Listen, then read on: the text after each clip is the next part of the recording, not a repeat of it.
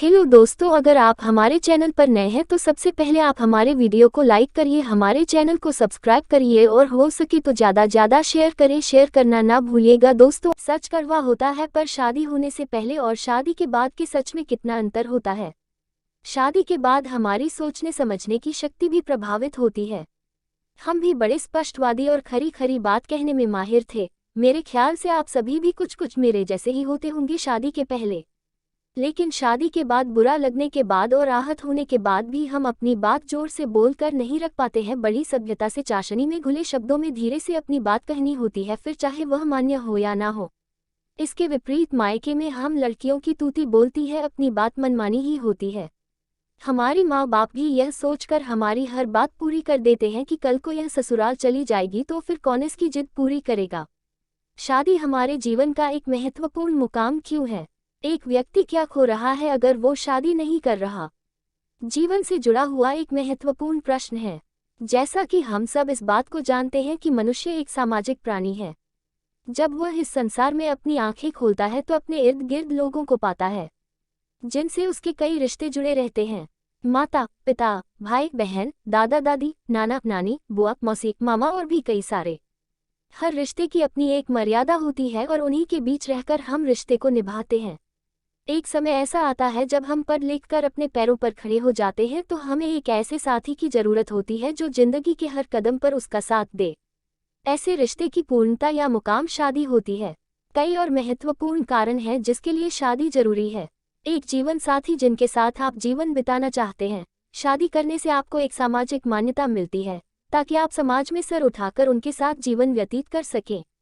इंसान की शारीरिक जरूरत होती है जिसे पूरा करने के लिए उसे एक साथी की जरूरत होती है। शादी के बाद शारीरिक संबंध जायज कहलाते हैं। समाजशास्त्र में विवाह की परिभाषा दी गई है। विवाह एक स्त्री और एक पुरुष के बीच मान्यता प्राप्त ऐसा सामाजिक और धार्मिक संस्थान है जिसमें यौन संबंधों को सामाजिक स्वीकृति मिलती है। ये समाज का निर्माण करने वाली सबसे छोटी इकाई होती है जिसे परिवार कहा जाता है। हमारी जिंदगी में कई ऐसी बातें होती हैं जिसे हम हर किसी के साथ नहीं बांट सकते हैं, जैसे हमारे जीवन में आने वाले उतार चढ़ाव। शायद अपने माता पिता को हम अपनी परेशानी बताकर उन्हें परेशान नहीं देखना चाहते हैं, लेकिन यही सारी चीजें हम अपनी पत्नी या पति से बांट सकते हैं। एक सच्चा जीवन साथी हमें हमेशा हिम्मत देता है ताकि हम कठिन परिस्थितियों का सामना कर उससे बाहर निकल सकें। अगर आपको बच्चों से प्यार है और आप अपनी खुद की संतान चाहते हैं तो इसके लिए भी शादी महत्वपूर्ण है। आप किसी के साथ रिलेशन में हैं और बच्चा चाहते हैं तो ऐसे बच्चों को न तो परिवार से स्वीकृति मिलती है और न ही समाज से। बच्चा भी समाज में कहीं सर उठाकर सामान्य जीवन नहीं जी सकता है। कानून चाहे ऐसे बच्चे को अधिकार दिला भी दे, लेकिन समाज की स्वीकृति मुश्किल होती है। भारतीय समाज में शादी का बंधन जन्मों का होता है। ऐसी मान्यता के साथ ही हम विवाह के बंधन में बंधते हैं। मन से हम यह मान लें तो इस रिश्ते की खूबसूरती को बनाकर रख सकते हैं। हाँ, ये भी उतना ही जरूरी है कि इस रिश्ते को निभाने के लिए समझौते, समझ और धैर्य की जरूरत होती है। इन सारी चीजों को ध्यान में रखें तो शादी से प्यारा कोई रिश्ता नहीं होता है।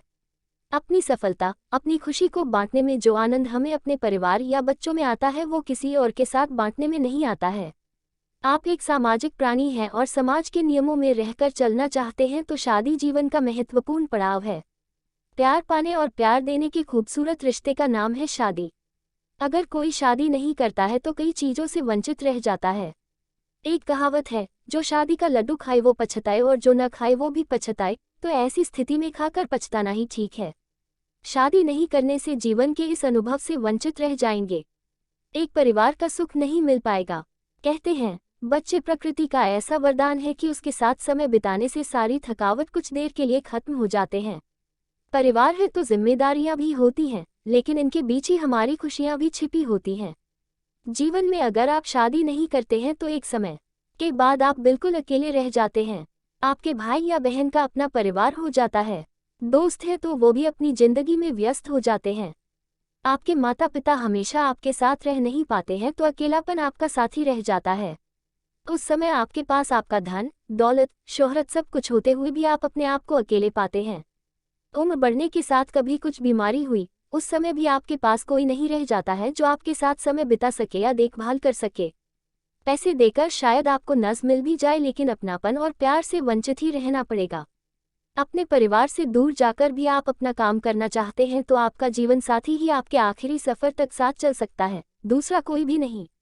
शादी न करने का फैसला शायद आप अपनी जवानी में कर भी लें कि शादी करना जरूरी नहीं है, लेकिन जीवन के किसी न किसी मोड़ पर इसकी कमी जरूर खलेगी। यहाँ पर मैं एक उदाहरण देना चाहती हूँ। मेरे दूर के रिश्ते की एक बहन ने शादी नहीं करने का फैसला किया क्योंकि उसे बंधन पसंद नहीं था। 35 साल तक उनके माता पिता ने दबाव डाला कि शादी कर लो, लेकिन वो अपनी बात पर अड़ी रही और शादी नहीं किया। आज वो कोलकाता के अच्छे स्कूल में प्रिंसिपल है, लेकिन 50 की उम्र आते आते उन्हें कई बीमारियों ने जकड़ लिया है।